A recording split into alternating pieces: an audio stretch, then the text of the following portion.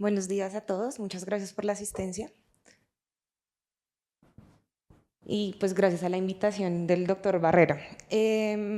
Cuando me invitaron a hablar sobre lesiones focales hepáticas para cirujanos, pues es un poquito más difícil porque voy a entrar a hablar un poco de temas o de términos que probablemente no usen en su diario, pues como en la práctica diaria.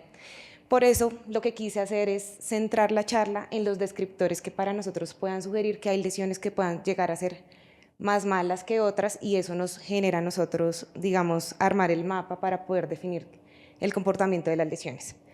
Dentro de las generalidades, pues para nosotros es un reto diagnóstico así como lo es para ustedes. Muchas veces entre varios radiólogos definimos si una lesión es buena o mala porque pues los pacientes no se leen los libros, las lesiones focales tampoco.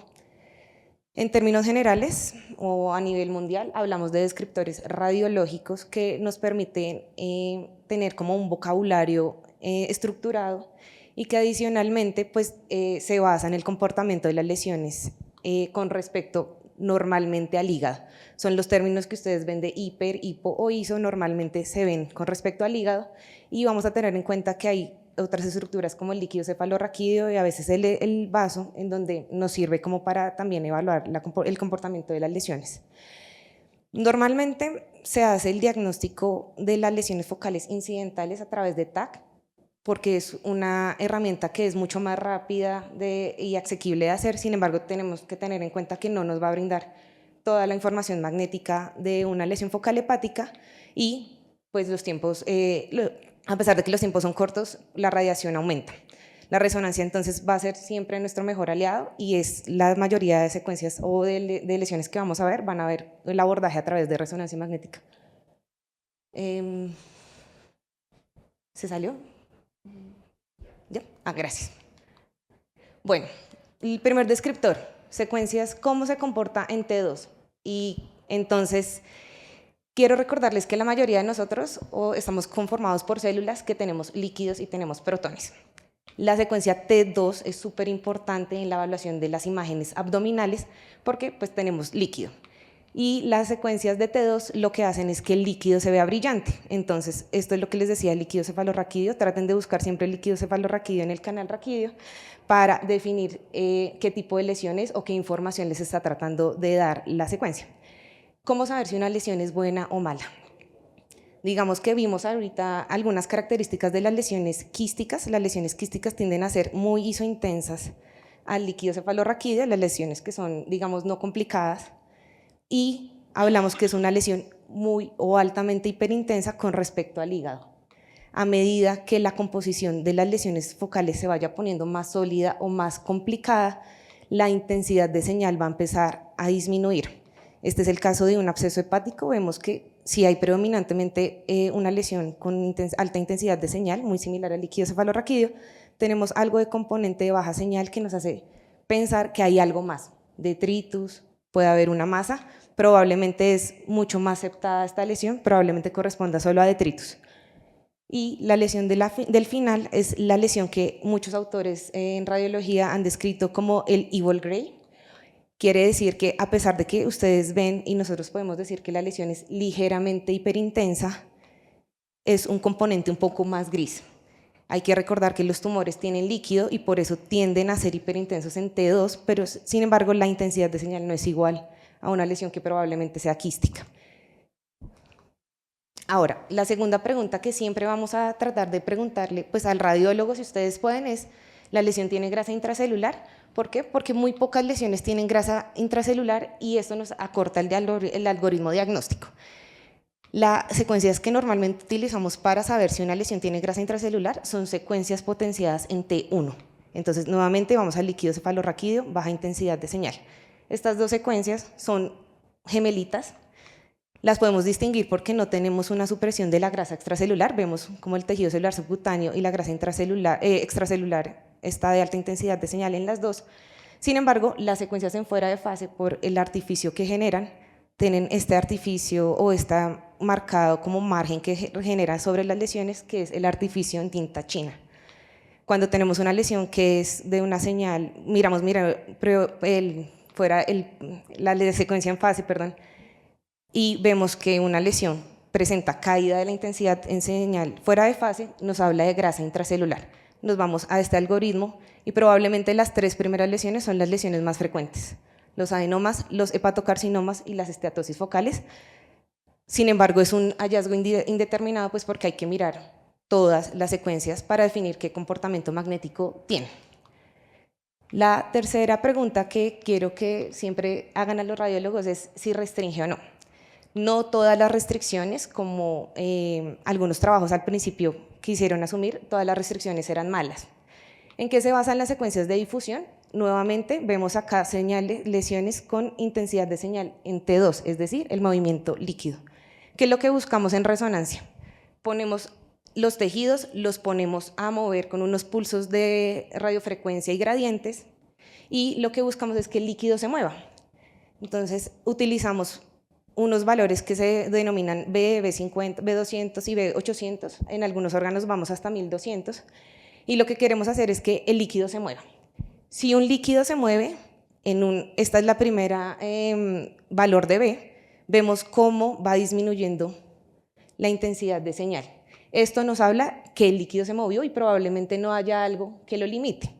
¿Sí? Lo podemos extrapolar a unas gráficas que se llaman los mapas ADC, donde cuantificamos, y si la lesión persiste siendo hiperintensa, hablamos que la lesión no tiene restricción. ¿Qué restringe o qué es lo que no deja mover a las partículas de agua? La celularidad, la integridad de las membranas de las lesiones y la viscosidad. Estos son 2 ejemplos de restricción. En el lado derecho tenemos una lesión focal que tiene alta intensidad de señal en las secuencias de difusión, pero vemos en el mapa ADC cómo la restricción es central, persistiendo una alta intensidad de señal periférica. Probablemente esta lesión nos habla de una lesión que tenga una membrana que está permitiendo el paso de líquido, pero un contenido que es algo un poco más denso. Esta es la restricción de la segunda lesión que vimos al principio, es la restricción típica de un absceso hepático. A diferencia de la lesión que vemos en el lado izquierdo, vemos que la restricción cambia. Tenemos una restricción anular de 2 lesiones focales hepáticas, y si hacen un esfuerzo un poco más visual, vemos cómo la lesión es de baja intensidad de señal en los mapas ADC. ¿Qué nos quiere decir esto? Que probablemente tenga una pared que no permita el flujo de agua, y este patrón típico es de restricción de las lesiones focales hepáticas de aspecto secundario. ¿Sí? Muy bien. Cuarta pregunta que le vamos a hacer a los radiólogos. ¿Realza? ¿Cómo realza? La mayoría de lesiones que no realzan son benignas, pero sabemos que el hígado tiene una vascularización dual y muchas de las lesiones focales las podemos clasificar en las diferentes fases de realce que tienen las lesiones. Entonces, el término hipervascular para nosotros son todas las lesiones que vamos a ver que realzan durante la fase arterial. Es el algoritmo más grande diagnóstico que tenemos nosotros, aunque son las lesiones menos frecuentes que podemos llegar a encontrar. Entonces, el primer caso, una lesión estas son la fase simple, vemos que empieza a tener un realce, pero el realce es central, y vemos cómo se va haciendo más periférico en las fases tardías. Aquí está un poquito más ampliado, y si estamos, digamos, viendo un poquito más central, vemos que tiene una cicatriz en la región central. Este es el comportamiento típico de una hiperplasia nodular focal, el realce central hacia afuera del hígado y que va haciendo de la lesión, y que va haciendo pues un realce completo. A diferencia de esta lesión del lado izquierdo, vemos como hay múltiples lesiones focales que son de baja intensidad de señal, y cuando ponemos en la fase arterial vemos que hay un realce anular periférico continuo. Este tipo de realce probablemente corresponda a una lesión de aspecto neoplásico hipervascular, la mayoría pues tumores neuroendocrinos, neoplasias secundarias de seno, de riñón, la tiroides también puede hacer, y el coriocarcinoma también, digamos que son unos buenos diagnósticos diferenciales. La lesión de abajo es muy parecida a la que el doctor presentó anteriormente. Vemos, esta es una tomografía, una lesión de baja densidad, un poquito hipodensa durante la fase simple y nos llama la atención que empezaba a tener un realce nodular periférico discontinuo en la fase arterial con un llenado que se va haciendo progresivo centrípeto en las diferentes fases. Un realce típico benigno de un hemangioma. ¿No está pasando? ¿Me ayudan, por fin? ¿No está pasando? Ya. El otro tipo de realce, perdón, hay otra atrás. Otras lesiones hipervasculares. Tenemos, este es el caso de dos lesiones focales que les quise traer. Ambas lesiones realzan durante la fase arterial de una forma ávida con el contraste. Sin embargo, la lesión del lado derecho vemos que pierde intensidad de señal y a su vez se asocia a un realce pseudocapsular, mientras que la otra lesión permanece, a pesar de que digamos que ustedes la ven isodensa o de menor densidad a la fase arterial, para nosotros sigue realzando la lesión. Este es el término que nosotros acuñamos, la lesión del lado derecho al lavado. Cuando una lesión presenta lavado, probablemente este es el patrón típico de un hepatocarcinoma, mientras que la lesión del lado izquierdo corresponde a un adenoma, que generalmente lo que tiene son curvas de realce en meseta, dependiendo del tipo de hemangioma. Ahora, ¿cuándo saber que es una lesión hipovascular? Pues cuando no realza en la fase arterial. La mayoría de lesiones hipovasculares malignas se clasifican en dos grupos. O son lesiones de aspecto neoplásico secundario o es un colangiocarcinoma. Entonces, tenemos una lesión focal, segmento 5, baja densidad. Vemos que en la fase arterial no hay realce, sin embargo, en la fase portal aparece un realce anular de la pared. Este realce complejo hace que aumenta la posibilidad de que sea una lesión de aspecto neoplásico.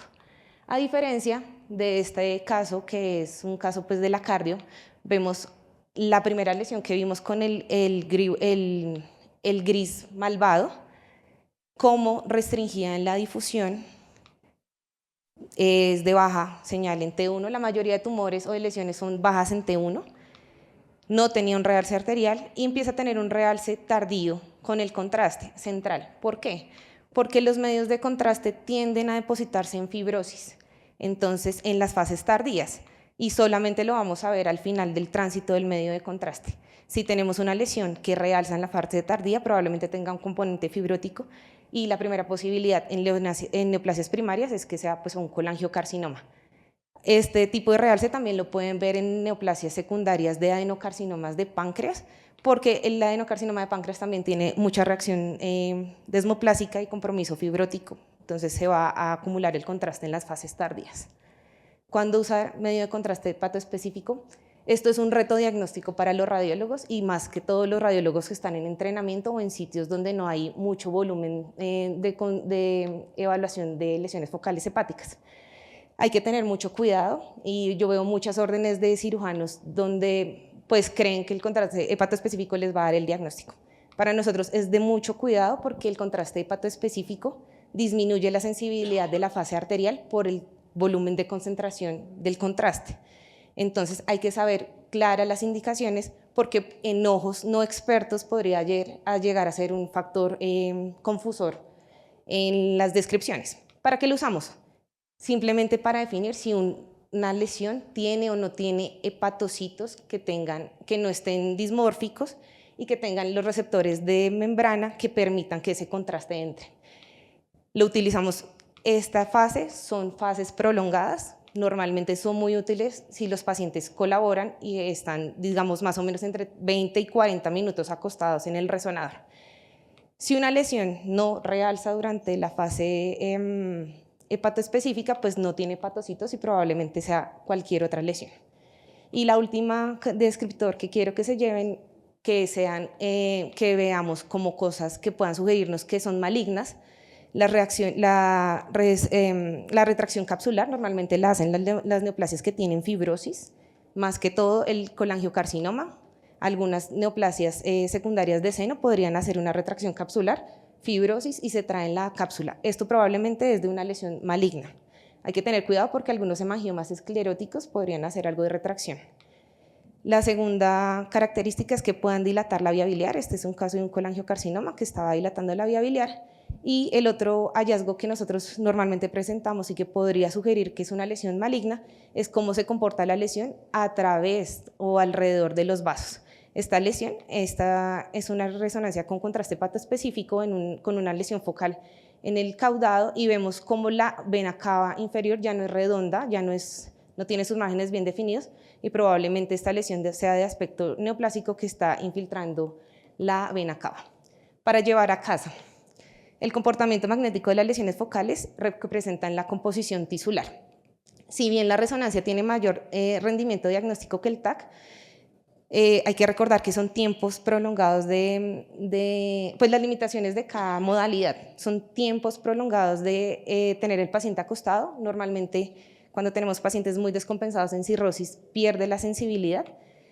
Y pues la idea es utilizar cada vez menos radiación ionizante. Muchas lesiones las podemos diagnosticar sin necesidad de biopsia, pero cuando hay incongruencias en el comportamiento, pues sugerimos biopsiar.